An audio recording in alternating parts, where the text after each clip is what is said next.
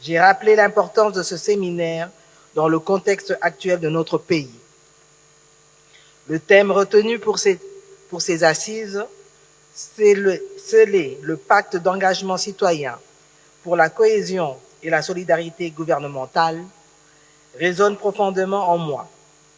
En tant que serviteurs de la nation, nous avons la responsabilité et l'impérieux devoir d'offrir de nouvelles perspectives de paix, de stabilité et de prospérité à notre peuple.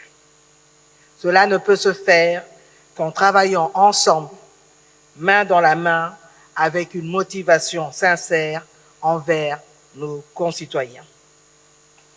Aujourd'hui, après ces jours de réflexion intense et d'échanges fructueux, où vous avez pris le temps d'examiner en profondeur les défis qui nous attendent et d'affiner votre compréhension des engagements que j'ai pris envers nos concitoyens, il est temps de tirer les premiers enseignements et de vous préparer à mettre en œuvre le programme d'action du gouvernement avec le dévouement, la rigueur et le sérieux requis.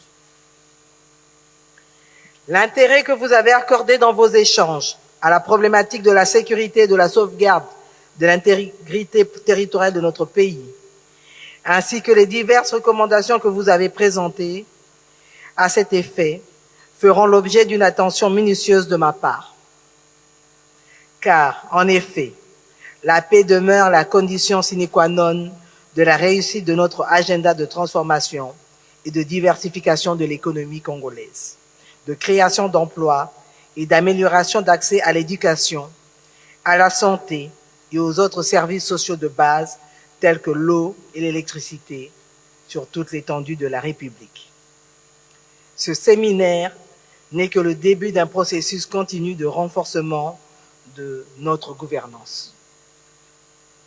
Madame la Première ministre, Mesdames et Messieurs les membres du gouvernement, Mesdames et Messieurs les experts et intervenants, distingués invités, je voudrais saisir cette opportunité pour remercier nos partenaires techniques et financiers dont la Banque mondiale, le PNUD et ONU Femmes pour avoir facilité, aux côtés du gouvernement, la tenue de ce séminaire.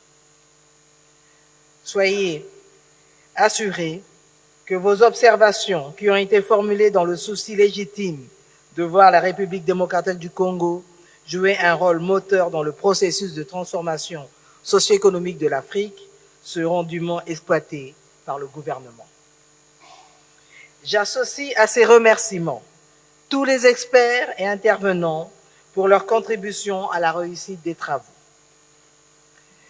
Je félicite le Secrétariat national pour le renforcement des capacités, Sénarec en sigle, pour le travail accompli et invite le gouvernement à l'accompagner pleinement dans le rôle qu'il joue pour le développement des compétences des institutions publiques et des acteurs au développement à tous les niveaux.